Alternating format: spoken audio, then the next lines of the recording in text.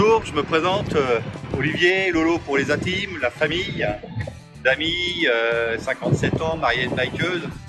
Je suis fan de rugby et puis j'ai découvert il y a quelques années le football américain.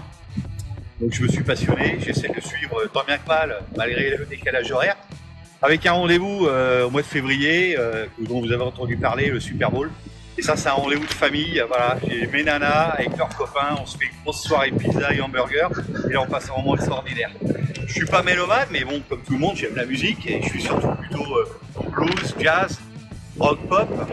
Et puis un bon petit whisky qui va avec. J'ai posé mes fesses pour la première fois sur une moto. J'avais 14 ans. On s'essayait avec une petite 125 XLS dans les champs derrière la maison. Et puis après, bon voilà, d'autres priorités. Et j'ai passé mon permis en 2004, à l'aube de la quarantaine. Je crois que c'est ce qu'on appelle un peu la crise. J'ai voulu commencer super cool. J'ai commencé avec du Kawa, un 500 GPZ, suivi d'une 600 ZLR et j'ai fini avec un EFR. Là, ça commence à être un peu plus nerveux. C'est juste la dernière mouture avant les disserts, les furies d'aujourd'hui. Et puis je suis rentré dans la famille Harley en 2010. Voilà, envie de voir autre chose, de rencontrer autre chose. Et je ne vous cache pas que les gens qui me connaissent me disent clairement que ça correspond plus à ma personnalité. Donc j'ai commencé avec un Fat Bob en 2010, suivi derrière d'un Road King classique pour le côté vintage, voilà, des sacoches en cuir, vraiment le côté mythique de la moto.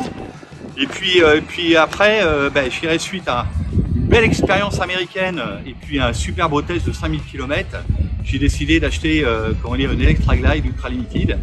Et puis avoir géré une grosse moto comme celle-ci n'était plus vraiment justifié. Donc voilà, depuis juillet 2021, je suis propriétaire de superbe Street Glide spéciale, voilà, rouge, qui pète bien, et puis dont je suis super heureux. J'ai connu le Shafter en 2013. En fait, c'est un concours de circonstances. J'ai amené le Fat Bob que j'avais à l'époque à l'entretien. Et puis on m'a gentiment proposé de monter sur la mezzanine et je vous avoue que c'est pas forcément l'endroit où je serais allé de moi-même. Et donc j'ai eu l'occasion de prendre un café. Et là j'ai rencontré Jackie et Philippe Favrol qui tenaient le bar, la permanence du bar. Donc ils m'ont fait part un petit peu de la vie du Shafter, les différentes activités.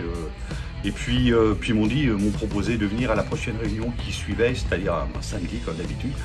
Et donc voilà, je suis venu, j'ai pris la température et puis écoutez, je me suis inscrit et puis depuis je ne l'ai pas quitté quoi. Ce Shafter auquel je suis inscrit depuis maintenant 2013, c'est un point d'ancrage, c'est ce que ça représente en tout cas pour moi, un point d'ancrage, un point de ralliement, je dirais où on retrouve les copains, les amis, de façon à partager cette même passion qui nous anime entre autres Harley Davidson. C'est aussi gérer des découvertes au travers de sorties à la journée, de sorties au week-end, à la semaine, avec des plannings qui sont quand même relativement bien étoffés. Et puis merci à tous ces bénévoles qui organisent ces sorties. C'est aussi la rencontre de personnes qui sont engagées à la fois personnellement, individuellement, mais collectivement. En tout cas le Shafter collectivement au travers de ses membres pour des associations caritatives que sont Agir contre la maladie, Europadona, Courir avec. Et ça je trouve vraiment ça génial. C'est ce qu'on appelle les bikers au grand cœur. Voilà. Je dirais à travers les sorties, à travers ce Shafter, j'ai eu l'occasion surtout de un souvenir mémorable. Je peux pas ne pas en parler. C'est le premier voyage aux États-Unis que j'ai eu l'occasion de faire en 2018. Voyage organisé par Philippe Favrol, Philippe qui est membre du Shafter et que je ne remercierai jamais assez de nous avoir permis de réaliser ce rêve, un rêve de gosse, un rêve de tout amoureux de l'Amérique, du rêve américain, des États-Unis et puis entre autres de notre marque à tous. Bon voilà un voyage extraordinaire où on a vu des paysages fantastiques, qui nous a permis aussi de rencontrer énormément de monde, des Américains qui sont aujourd'hui devenus nos amis, que vous avez eu l'occasion de voir aussi en 2019, puisqu'ils nous ont fait la joie de venir nous rencontrer.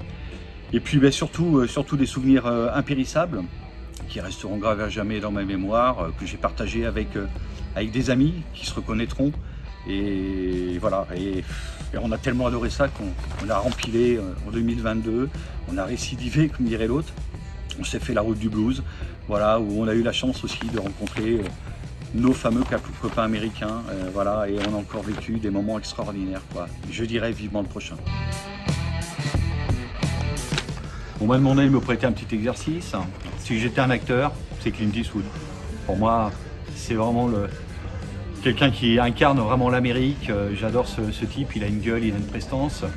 J'adore ses films, mais c'est surtout en tant que réalisateur, effectivement, quand je découvre, réalisateur et acteur, puisqu'il a fait les deux, des films comme Grand Torino, comme $1 Million Baby, plus anciens, je dirais Sur la route de Madison, sont vraiment des films qui m'ont marqué, qui m'ont plu.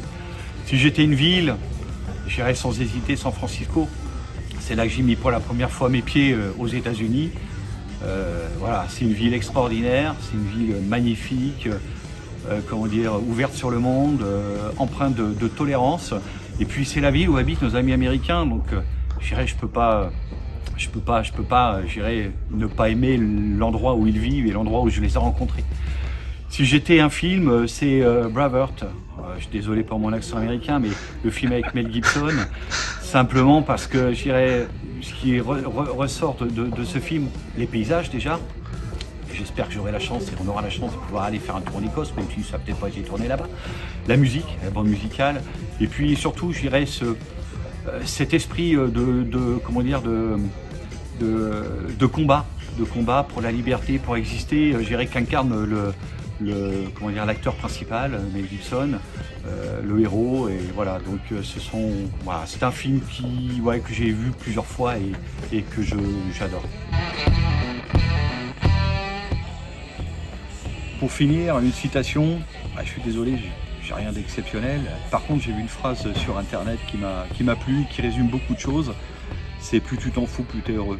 Voilà. Ce que je peux vous dire, c'est surtout prenez du recul, relativisez, profitez de la vie, profitez de vos familles, de vos amis, parce que la vie est très courte, on ne fait que passer, et puis malheureusement, à tout moment, elle peut s'arrêter. Donc profitez à fond, comme diraient nos amis américains, enjoy, et puis je vous dis à très bientôt sur la route.